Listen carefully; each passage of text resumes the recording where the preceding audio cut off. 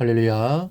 사랑하는 대강의 가족 여러분, 오늘 하루도 하나님의 말씀과 동행하는 삶이 되길 소망합니다.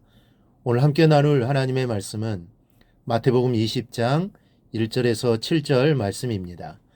천국은 마치 품꾼을 얻어 포도원에 들여보내려고 이른 아침에 나간 집 주인과 같으니 그가 하루 한 데나리온씩 품꾼들과 약속하여 포도원에 들여보내고 또 제3시에 나가보니 장터에 놀고 서 있는 사람들이 또 있는지라. 그들에게 이르되 너희도 포도원에 들어가라. 내가 너희에게 상당하게 주리라 하니 그들이 가고 제6시와 제9시에 또 나가 그와 같이 하고 제11시에도 나가보니 서 있는 사람들이 또 있는지라. 이르되 너희는 어찌하여 종일토록 놀고 여기 서 있느냐. 이르되 우리를 품꾼으로 쓰는 이가 없음이니이다. 이르되 너희도 포도원에 들어가라 하니라. 아멘. 사람은 아래에 있을 때와 위에 있을 때의 마음이 같을 수가 없나 봅니다. 작은 기업을 손수 경영하고 있는 지사님 한 분이 있습니다. 그분도 젊었을 때에는 중견기업의 일반 사원이었습니다. 그때 당시에는 회사의 상사들에 대하여 이런저런 넋두리를 참 많이도 늘어놓았습니다. 상사나 회사에 대해 불만이 많았습니다. 그러면서 꼭 덧붙이던 말이 있었습니다.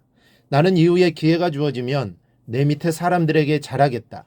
말하기 전에 애로사항을 파악하여 개선해주고 급여도 섭섭하지 않게 주고 동생을 생각하는 형의 마음으로 배려하겠다고 버릇처럼 말했었습니다.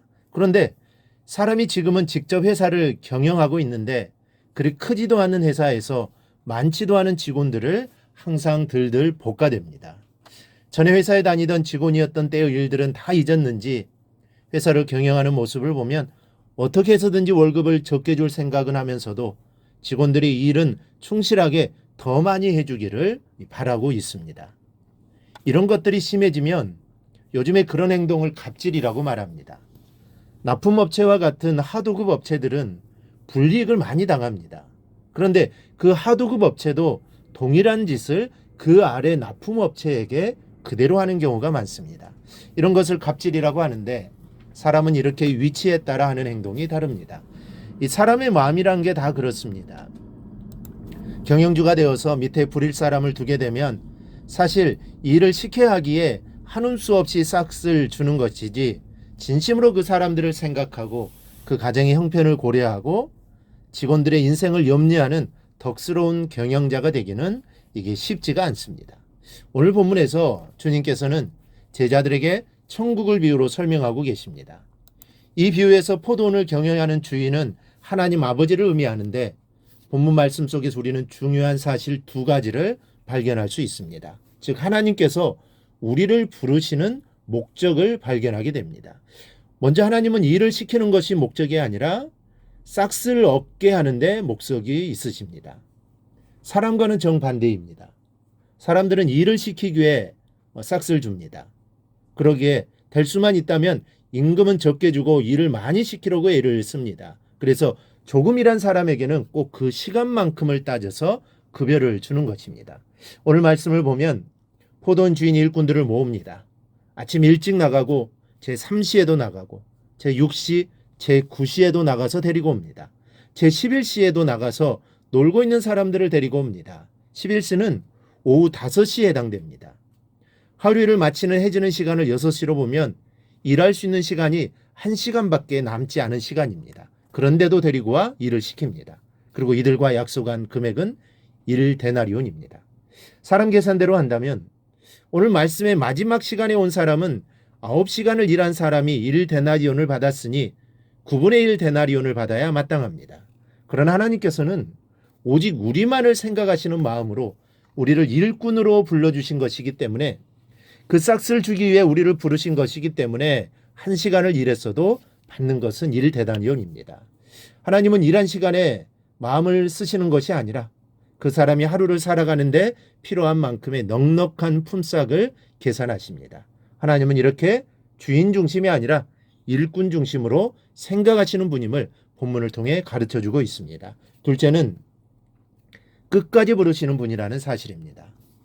우리를 포도원으로 부르시는 목적이 우리를 위한 것이기에 아버지께서는 마지막 시간까지 우리를 부르십니다. 만약 포도원의 유익을 원하셨다면 1시간을 남겨놓고 부르시지는 않으셨을 것입니다. 한번 생각해 보십시오.